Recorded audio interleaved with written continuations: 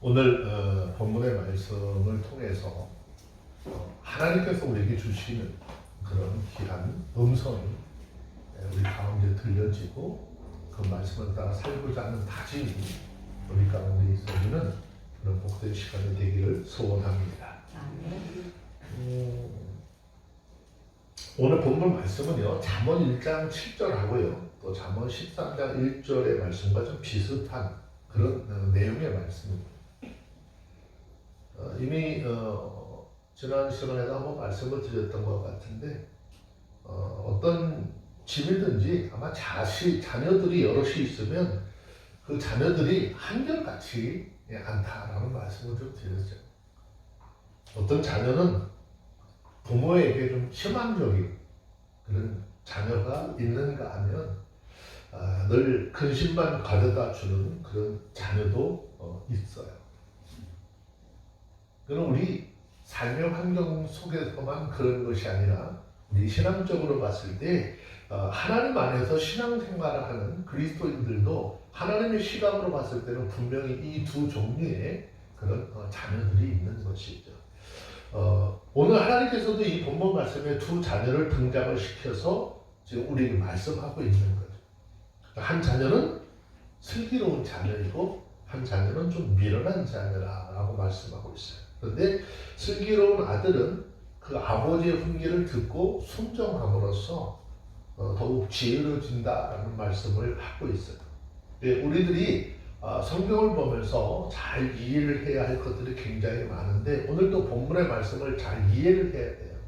물론 육적인 부모와 자녀의 관계도 해당되는 말씀이기도 하지만 지금 이 잠언에서 하시는 말씀은요, 아버지와 아들의 관계를 빙자해서 하나님과 우리와의 관계를 이렇게 표현하고 있다는 사실도 깨달아야 하는 것이죠. 하나님은 늘 성경을 통해서 우리에게 말씀하시는데 직접 말씀 안 하세요. 어떤 사건을 비유해서 말씀하시고 어떤 사건과 또 어떤 의인들을 비유해서 말씀하시고 그 다음에 누구누구가 이랬더라라고 빙자해서 말씀을 하는 것이 주님의 말씀의 기법인 것이죠. 우리 삶 속에서 하나님 앞에 지금 우리가 어떤 사람의 모습으로 보여지고 있을까 굉장히 중요한 문제거든요. 자, 먼저 잠언 15장 5절에 있는 말씀을 먼저 한번 읽어보도록 할게요. 잠언 15장 5절에 있는 말씀입니다.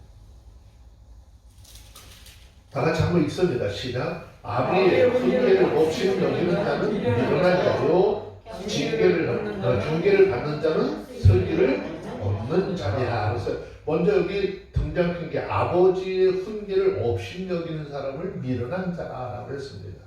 여기서 말하는 아버지, 이 아버지는 자녀를 낳고 기른 부모를 가리키는 것뿐만 아니라 또한 나이가 많고 인생의 경륜이 있는 사람 또는 사회적인 지식과 경험이 많은 사람을 일컫는 말이기도 합니다.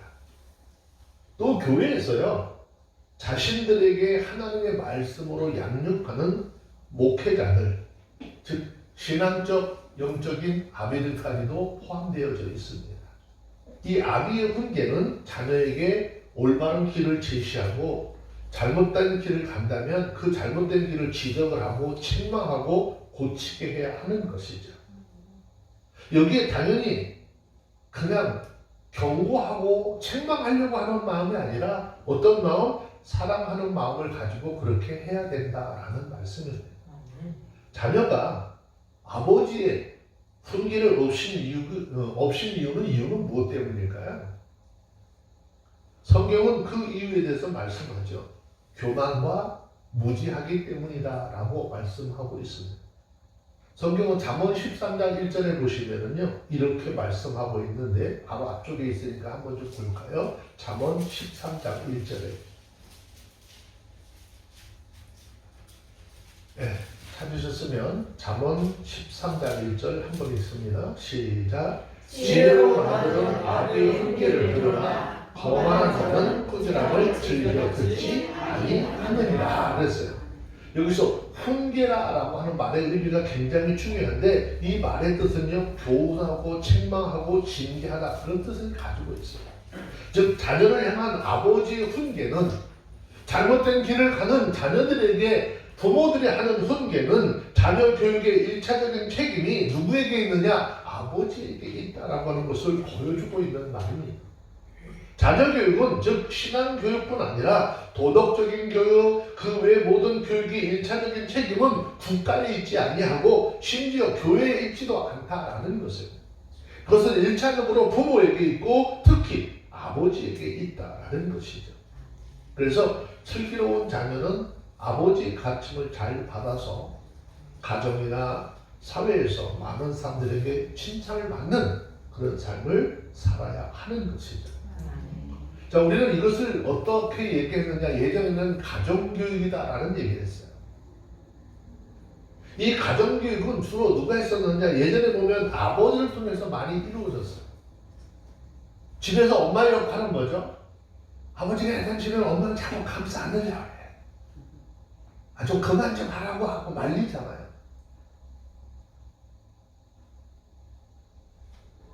그래서 아버지라고 하는 이름을 딱 들으면 집에서는요, 엄한 그런 아버지 모습이 먼저 상상이 되죠. 자, 슬기로운 자는 아버지의 훈계를 받아서 많은 사람들에게 존경을 얻는 삶을 살게 된다라고 했죠. 부모들의 자녀들에게 가르치고 부모들의 자녀들에게 하는 이 가치, 훈계의 가치가 얼마나 대단할까? 자, 성경은 잠언 6장 23절에 보면 이렇게 말씀하고 있어요. 잠언 6장 23절의 말씀 한 절만 좀 더 봅시다. 잠언 6장 23절 찾으셨으면 한 음성 한번 들을까요? 읽어볼까요? 시작. 대저 명령은 등불이요 법은 빛이요 훈계의 책망은 곧 생명이라. 부모가 자녀들에게 하는 이 책망은 그 자녀를 죽이려고 하는 것이 아니라 어디에 생명의 길로 인도하는 그런 책망이 된다는 거죠. 즉 하나님의 말씀의 가르침을 받는 것이 생명을 얻는 것이다 라고 하는 것을 말씀하고 있어요. 그래서 우리도 뭐죠? 늘 하나님의 말씀의 가르침에 순종하며 살아가야 하는 거예요. 지난주 금요일날 제가 사역하는 교도소 사역을 하고 있는데 그 사역 앞에 자매들을 오래간만에 만났어요. 근데 소그룹이 굉장히 중요한데 이 소그룹에 만난 자매하는 친구들이 이제 2번 만나는데 한 번만 더 만나면은 또 못 만나요. 내년에 바뀌어버리기 때문에. 그들 짧은 시간에 뭘 더 가르쳐줘야 될까? 가서 좀 복음 어떻게 전해야 될까? 성경을 가지고 계속 얘기를 하는 거예요. 그들은 너무 감사하기도 하고. 근데 안타까운 게 전체 예배 들어가니까 이 사람들이 빵 때문에 왔다 갔다 하는 거예요. 여러분 하나님 말씀하시잖아요. 사람이 입으로 들어가는 떡으로만 사는 것이 아니라 여호와 하나님의 말씀으로 말미암아 사느니라 그래요. 뭐 떡 한 조각이 때문에 어느 날은 천주교에 갔다 어느 날은 기독교에 왔다가 진정한 믿음의 사람은 떡을 쫓아 사는 것이 아니라 생명의 말씀, 생명의 샘이신 그 예수 그리스도의 말씀의 능력 가운데 들어와서 그분으로부터 가르침을 받아 삶을 살아가는 것이죠. 자, 그런데 아까 읽었던 말씀 중에서 거만한 자는 꾸지람을 즐겨 듣지 아니한다 그랬어요. 자, 여기서 말하는 거만한 자는 어떤 의미를 가지고 있느냐? 비웃는 자, 조롱한다, 뭐 그런 뜻을 가지고 있어요. 결국 누군가의 이야기를 들으면 남의 훈계의 말을 들으면 교만한 자는 그 말씀에 순종하는 것이 아니라 듣고 비웃고 조롱한다라는 것이죠. 즉 거만한 자는 자기 아버지의 꾸지람을 즐겨 듣지 않습니다. 왜냐하면 그는 자기의 생각과 판단과 행동이 옳다고 생각을 하고 잘못된 것을 책망하는 아버지의 책망이 적절치 않다라고 생각하기 때문이라는 거죠. 물론 부모는 자녀의 잘못을 이성적으로, 양심적으로, 특히 실질적으로 확증한 후에 책망을 해야 하겠지요. 이때 잘못된 책망은 유익이 없고 도리어 반발을 가져올 수 있기 때문인 것이죠. 하지만 아주 중요한 것은요, 자녀가 아비의 훈계를 받지 않고 조롱하고 멸시한다면 어떤 결과를 가져올까 두려운 것이죠. 자, 잠언 13장 8절 한 절만 좀 더 볼게요. 바로 앞에 있으니까 함께 봅시다. 잠언 13장 8절입니다. 죄송합니다. 잠언 13장 18절에 18절의 말씀 함께 읽어볼게요. 시작. 훈계를 저버리는 자에게는 궁핍과 수용이 일거니와 경계를 지키는 자는 영원하느니라. 훈계를 저버리는 자는 그 삶에 어떻게 뭐가 온대요? 궁핍과 수욕이 일어나 있어요. 자, 자녀에게 행하는 행하는 그런 자녀들을 올바르게 살아가도록 교훈하는 이 교훈, 이것은요 그 자녀에게 의와 평안의 삶을 살기 위해서 또 그 가운데 그런 삶이 임하도록 하기 위해서 책망하는 것이고요. 훈계해야 한다는 것. 내 감정을 가지고 하는 것이 아니라 정말 주님의 마음으로 그 자녀를 정말 사랑하는 마음으로 자녀들에게 그렇게 다가가야 하는 것입니다. 그런데 훈계를 저버리는 사람에게는 궁핍과 수욕이 이를 것이라 그랬죠. 그 이유는 뭐죠? 땅의 모든 풍부는 다 하나님께서 주시는 거예요. 내가 수고하고 내가 노력한 대로 얻는 것이 아니라 내가 수고하고 노력하지만 그 노력하고 수고한 대가를 열매를 맺게 하는 것은 하나님께서 하시는 것이죠. 천지 우주 만물이 다 하나님의 것이다 그랬습니다. 성경은 이 사실에 대해서 말씀하시기를 신명기 10장 14절 말씀에 보면 모든 하늘과 하늘의 땅 그 위에 만물 본래 내 하나님 여호와께 속한 것이다. 우주 만물 이 땅에 속한 모든 것들 우리의 삶의 환경 속에 있는 모든 것들이 다 하나님께 속한 것이다. 그래서 하나님께서 하나님의 훈계 하시는 말씀 하나님의 훈계를 저버리는 자에게 그 모든 좋은 것 하나님께서 어떻게 거두실 권리도 있고 베푸실 권리도 있다는 거죠. 누가 이 사실을 알았어요? 욥이라고 하는 동방의 의인이라고 칭함을 받았던 의인이라고 칭함을 받았던 욥이라고 하는 사람이 이 사실을 알죠. 삶의 그동안에 많은 부를 누리고 많은 자녀와 함께 살지만 어느 날 사단의 시험이 하나님을 통해서 들어왔을 때 그 모든 것을 순간에 다 잃어버립니다. 우리 같이 생활하던 부인이 자기 삶이 힘들어지니까 야 네가 믿는 그 하나님 저주하고 죽어라 그래요. 근데 욥은 하나님 앞에 고백하잖아요. 주신 이도 여호와시요 취하신 이도 여호와시라. 내 삶과 상관없이 오직 여호와 하나님만 영광 받으실 것이다. 아멘.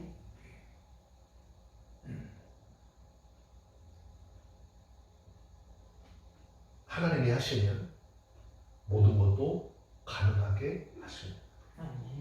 자, 하지만 이 하나님의 말씀에 불순종을 하게 되면 이 모든 것을 어떻게 하나님께서 걷어가실 것이다. 사람이 하나님의 복을 누릴 때는요 굉장히 존귀해 보입니다.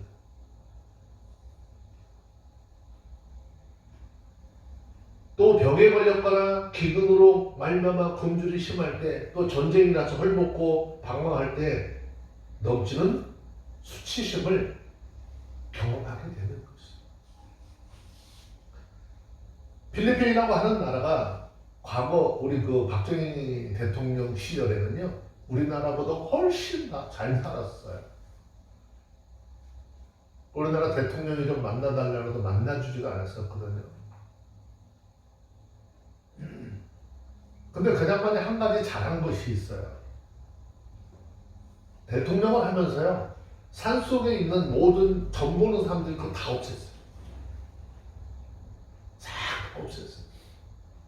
산속에 숨어서 전 보고 산속에 숨어서 무당하는 그런 사람들 다 없앴어요. 그래 하나님 그 모습이 얼마나 예뻤는지 그를 통해서 이 나라 건강한 발전을 이룰 수 있도록 은혜도 주시고 섭리하십니다. 많은 사람들은 박정희 대통령 그 사람이 했다라고 하는데 박정희 대통령이 한 것이 아니라 그가 통치자로서의 삶이 하나님 보셨을 때 합당하셨으니까 하나님은 그 삶, 그 통치 기간 동안 이 나라 이민족을 부강하게 만들으셨다.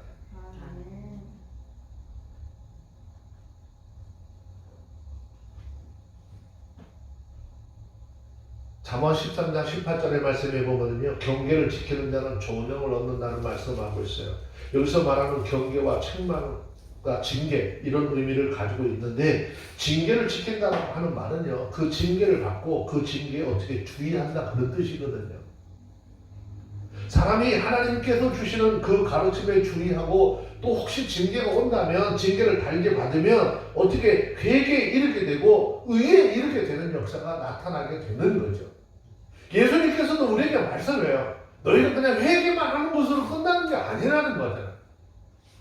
너희가 회개했다면 그 회개에 합당한 의의 열매를 맺으라는 것이에요. 그냥 입술로만 우리가 회개합니다라고 끝나는 것이 아니라 내 삶을 통해서 하나님을 보셨을 때 아름다운 그런 회개에 합당한 의의 열매들이 맺어져야 하는 것입니다. 그러면 그 사람이 아무리 비천한 삶에 빠져있다 할지라도 하나님께서 그를 다시 존역으로 존귀한 삶을 살 수 있도록 회복시켜 주실 것인데, 이 사실은요, 이스라엘의 역사를 통해서도 알 수 있는 것이죠.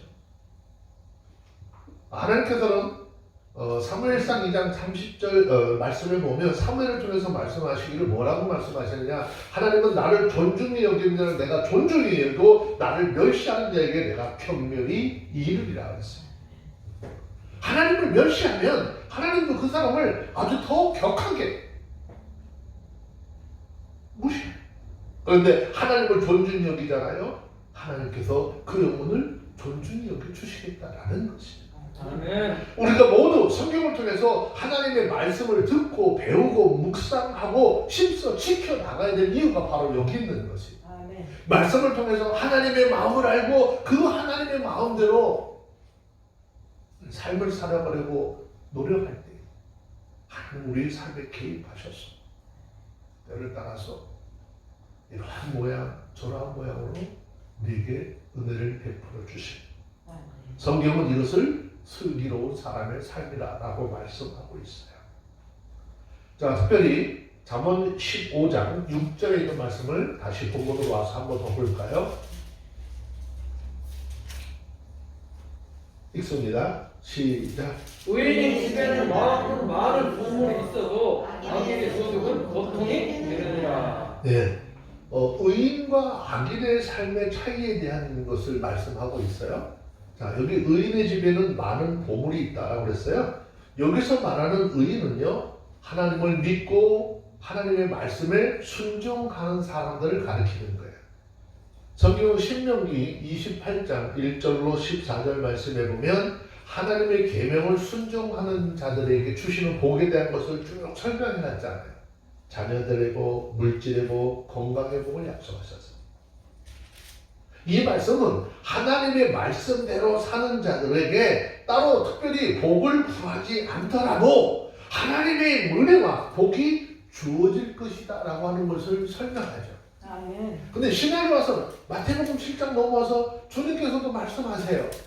뭐예요? 먹고 입고 마시는 것 때문에 너희들 구하지 말래요. 제발 그것 때문에 기도 좀 하지 말래. 왜? 너희가 기도하고 구할 때까지 구하기 전에 천부이신 너희 아버지 되신 하나님이 다 알고 있다. 그럼 어떻게 할까요? 너희는 먼저 그 나라와 의를 구하라. 아멘. 그러면 너희 필요한 모든 것을 넘치도록 하시겠다라고 말씀하셨어요. 근데 이 말씀을 듣기는 듣는데 우리의 삶에 돌아오면 전부 다 입술로 고하는 것이 우리 현실에서 당장 눈앞에 보이는 문제 때문에 그렇단 말이에요. 지금 이 시대에 여러분 예배가 빨리 회복이 되어져야 해요. 이 모니터 앞에 앉아가지고 텔레비를 보면서 그게 지금 예배 드렸다고 자기 만족이고 자기 위안인 거예요. 하나님은 그 마음의 중심을 보세요. 아멘.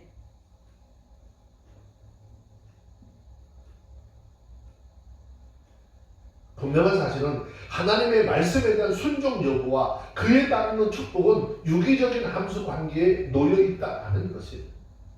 우리 성경은요, 좀 더 주의 깊게 관찰해 보면 복에는요, 두 가지 차원의 복이 있어요. 첫째는요, 구약적인 복이 순전히 물질적인 복이었어요.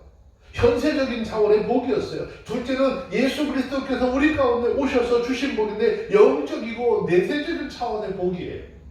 참된 복은 인간이 추구함으로써 얻어지는 것이 아니고 하나님 자신으로부터 우리에게 주어지는 것인데 이것이 곧 어디에 기반을 두었느냐? 하나님의 말씀을 듣고 믿고 순종하는 데 기반을 두었다라는 것이죠. 하나님과 인간 사이의 올바른 관계 정립에서부터 비롯되어지고 있는 것이에요.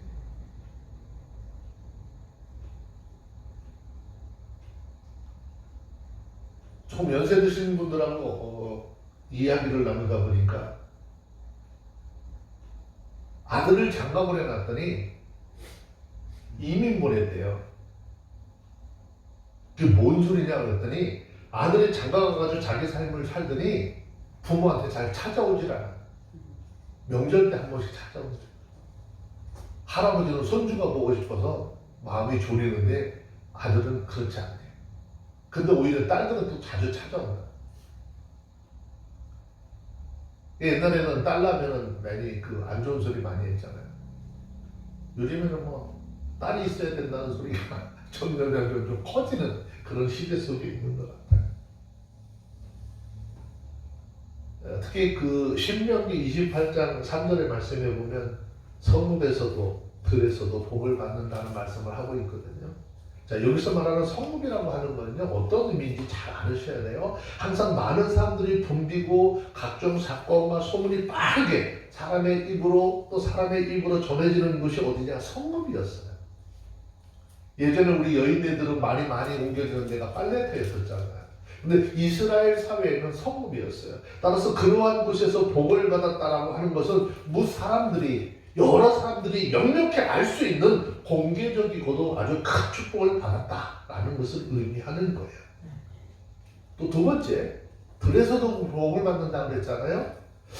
들이라고 하는 것은 어떤 의미일까요? 매우 사람들의 행적이, 인적이 드문 그런 장소죠. 따라서 이곳에서 복을 받는다는 것은요, 다른 사람들에게 알려지지 않게 아주 은밀한 가운데서 허락하시는 하나님의 복을 이야기하는 거예요. 그러니까 하나님은 우리에게 복을 주시는데 소문나게도 주시지만 아주 조용하고 은밀한 가운데 나와 하나님만 두 분만 아는 두 사람, 하나님과 나 사이에 알고 있는 아주 비밀적인 그런 은혜가 있는 거죠. 그래서 이따금 그런 하나님의 은혜를 받은 사람들은요, 하나님의 은혜를 그냥 이렇게 혼자서 생각하다가 혼자 싹 미소를 져요. 왜? 그때 하나님께서 내게 주신 은혜가 얼마나 컸었는지. 그 은혜로 살아가는 사람이야. 비록 내 삶의 환경은 어떻다 할지라도 나는 지금 하나님이 나와 함께 하시고 그때 내게 은혜 주셨던 그 하나님이 지금도 나와 동행하고 계셔. 그러는 거예요. 결국 여기서 말하는 성읍과 들은요, 인간이 직면할 수 있는 모든 환경과 장소를 의미하는 것인데 하나님의 말씀에 순종하는 사람은 어디에 있든지 그리고 어디를 가든지 하나님의 넘치는 은혜를 입게 될 것이다 라는 것이죠.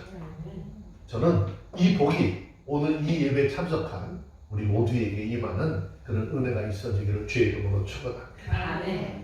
자, 특별히 신명기 28장 4절의 말씀에 보시면 내 짐승의 새끼가 복을 받을 것이다 그런 말씀을 했거든요. 이 당시 유대인들은 어떤 사람들, 유목민의 삶을 살았죠. 그래서 이스라엘 백성들에게서도 가축의 생산을 새끼들을 많이 난다, 즉 정산이 원활하게 이루어진다라고 하고 그 수요가 번성하게 된 것은 실질적으로 굉장히 큰 복인 것이죠. 하나님께서 어떻게 그들이 하는 손으로 몸으로 하는 일에 간섭하셔서 하나님이 주시는 그 복의 은혜를 직접 눈으로 볼 수 있도록 해주시겠다라는 것이에요.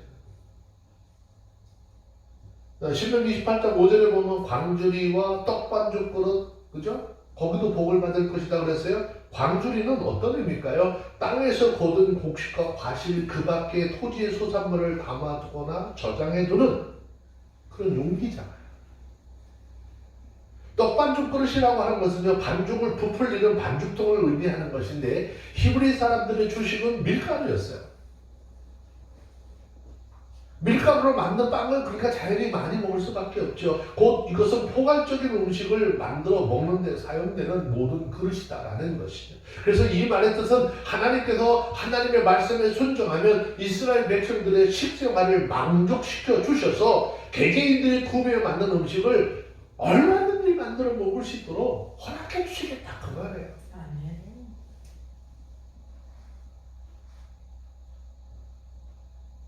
신명기 28장 읽으면서 제일 좋아하는 귀절이 하나 있어요. 들어와도 복을 받고 나가도 복을 받을 것이다. 이 말은요 어떤 의미일까요?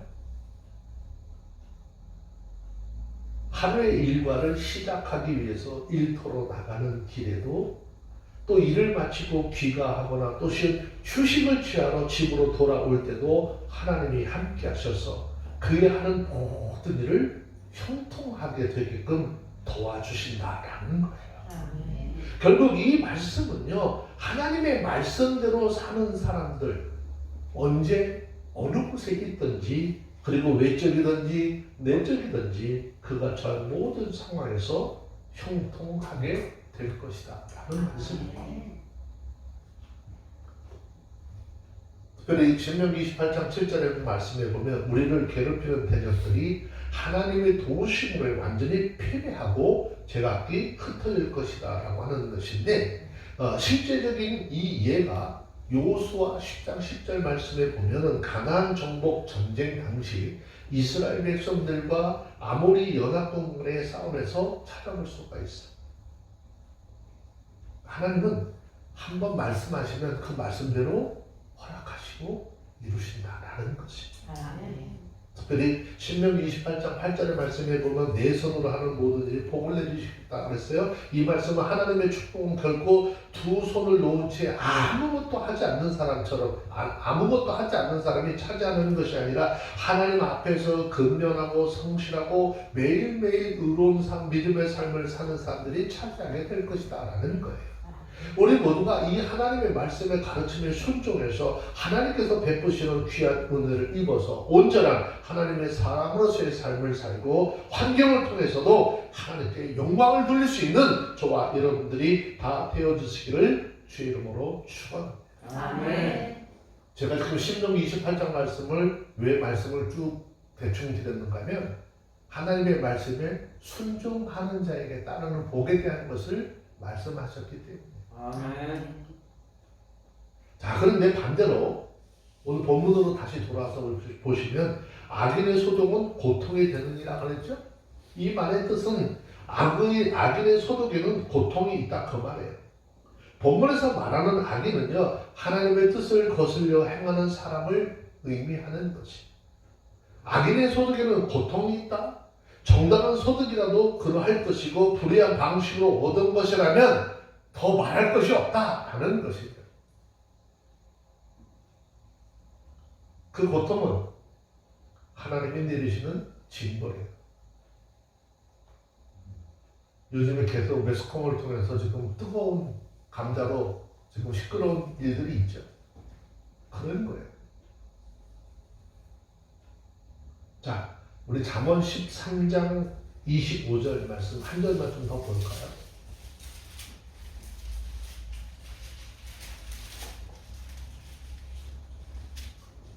잠언 13장 25절 찾았으면 한번 읽어볼게요. 시작. 우리는 포식하여도 악인에게는 주리이다. 네, 이 말은 이런 거예요. 하나님의 말씀에 순종하는 사람들에게 은혜를 주셔서 범사에 뭐가 부족함이 없도록 해서 그 사람의 삶을 넉넉하게 하실 것이지만 반대로요 불순종하는 사람들에게는 어떻게 배를 줄이게 하실 것이다 그 말이에요. 자, 그렇기 때문에 우리 모두는 어때요? 의식주 문제 등의 세상의 일을 염려하지 말라는 거잖아요. 아멘. 오직 하나님의 나라와 그 의를 구하고 믿음으로 선을 행하며 삶을 살아갈 때 하나님께서 우리 삶에 개입하시고 간섭하셔서 필요한 모든 것들을 넉넉히 채우는 그런 은혜가 있어지기를 주의 이름으로 축원합니다. 아멘. 자, 이제 7절에 있는 말씀입니다. 잠언서 15장 7절 함께 읽도록 합니다. 시작. 지혜로운 자의 입술은 지식을 전파해도 미련한 자의 마음은 정함이 없느니라. 네. 자, 지혜로운 자의 입술은 지식을 전파한다라고 그랬어요. 잠언 15장 2절의 말씀에 보면 지혜 있는 자의 혀는 지식을 선히 베푼다라고 하고 있거든요. 자, 이 말은요, 그 사람의 인격은요, 그 사람 입에서 나오는 말로 표현이 된다라는 뜻이에요. 하나님을 경외하고 그의 계명을 행하는 사람, 지혜자의 인격은요, 경건하고 도덕적인 말로 나타난다는 거예요. 여러분, 우리가 말 한마디로, 누군가에게 하는 말 한마디로 그 사람을 상처받기도 하고, 똑같은 내용의 말을 하는데요, 우리 요거 조금 올려서 얘기하느냐, 조금 낮춰서 완전 달라버려요.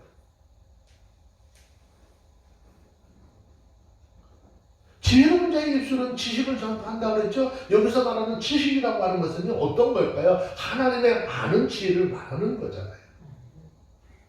세상적인 지혜, 세상적인 지식 얘기하는 것이 아니라 우리의 하나님, 우리의 생명의 근원이 되시는 그 하나님과 아는 지식을 이야기하는 거예요.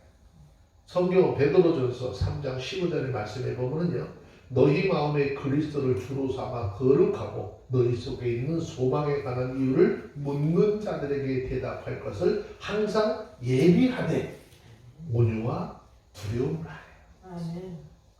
누군가에게 뭐 물어보면, 하나님에 대해서, 신앙에 대해서 물어보면 항상 대답할 수 있는 준비를 하는데, 어떻게 온유함과 하나님 앞에 내가 이 말을 잘못 전했으면 어떻게 한 사람의 영혼을 죽음 가운데 떨어뜨릴 수 있으니까 두려운 마음을 가지라는 거예요. 저와 여러분들의 입술의 말로 한 영혼을 살릴 수도 있고, 신앙생활 잘하고 있는 사람을 죽일 수도 있다. 지혜로운 자의 입술 전파하는 지식은 진리의 지식, 곧 참 지식을 의미합니다.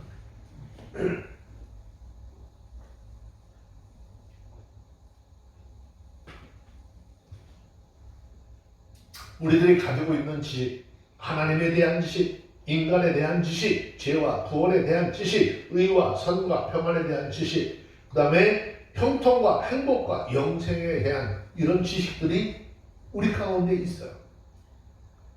제가 늘 말씀드린 건 하나, 내 생각과 하나님의 생각이 늘 충돌하죠. 우리 삶 속에서. 내 생각과 하나님의 생각이 꽉 충돌하게 되면은요, 무엇을 내려놔야 돼? 내 생각을 내려놔야 돼. 근데 우리가 말로는 그렇게 하는데 이게 또 잘 안 될 때가 많잖아요. 사도 바울이 그걸 직접 체험한 사람이에요. 하나님의 말씀을 따르고 생명의 능력을 따라 살아가야 되는데 아는데, 그 육신 안에 또 다른 죄의 세력이 자기를 억누르려 오고 자기를 누르려고 하는 것을 바라본다는 거죠.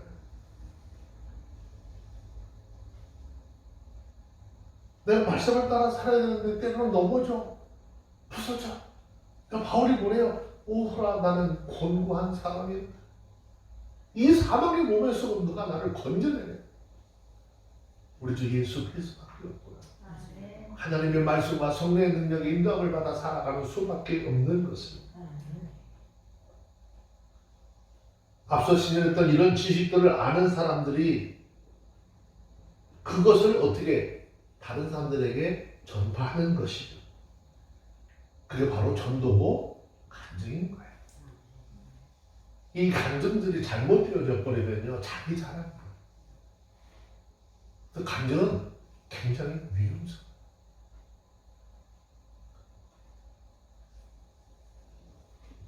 이러한 사실들을 자녀에게는 물론 이웃 사람들에게도 전파해야 하는 것이에요. 그러나 미련한 사람들의 마음에는 정함이 없다고 그랬죠? 미련한 자는 하나님을 경외함이 없어요.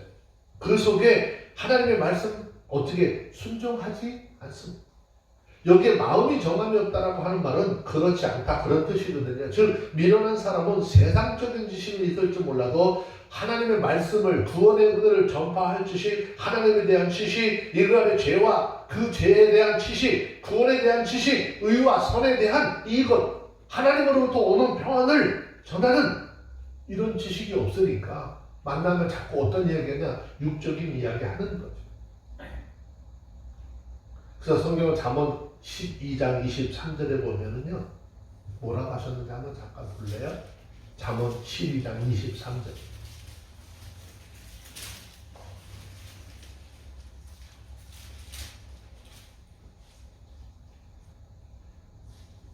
찾으셨으면 한번 읽어보도록 합니다. 시작. 슬기로운 자는 지식을 감추어 두어도 미련한 자의 마음은 미련한 것을 전파하느니라. 미련한 사람은 뭘 전한대요? 미련한 것을 전파하느니라 하면서요. 여기서 말하는 미련한 것은요, 올바른 지식이 아닌 잘못된 지식이나 잘못된 생각과 잘못된 판단과 잘못된 느낌을 이야기하는 거예요. 여러분, 우리 신앙생활은요, 내 느낌으로 이야기하면 안 돼요. 우리의 믿음은요, 철저하게 하나님의 말씀에 중심해서 이 하나님의 말씀에 기다 보면 긴 거예요. 느낌으로 하는 것 아니에요. 굉장히 위험한 것은요, 느낌으로 이야기하는 거예요. 확실히 보고, 듣고, 깨닫지 못했는데 내 느낌이 이래? 아닌 거예요. 왜 미련한 자는 미련한 것을 전파할까요? 그 이유는 하나님의 말씀의 가르침을 듣지 않았기 때문에 이 미련한 자는 옳고 그른 거, 좋고 나쁜 거 구별하지 못하는 거예요. 그 미련한 자는 자기만 미련할 뿐 아니라 그 미련한 것을 자꾸 전파함으로써 다른 사람들도 자기처럼 미련한 사람으로 전락시켜 버린다는 거. 여러분, 거짓된 복음을 들으면요, 그렇게 전락되는 거예요. 성경 분명히 우리가 말씀하잖아요. 여러분, 믿음이 세상적인 거 들을 때 믿음이 생기나요? 아니, 그렇잖아요. 믿음은 들음에서 나며 들음은 그리스도의 말씀으로 말미암느니라 그랬어요. 즉 생명의 주체이시고 생명의 원천자이신 주님의 말씀이 오늘 우리 심령 속에 임할 때 그 말씀을 듣는 영혼들이 거듭나게 되는 것이고 생명의 생애로 들어가게 되는 것입니다.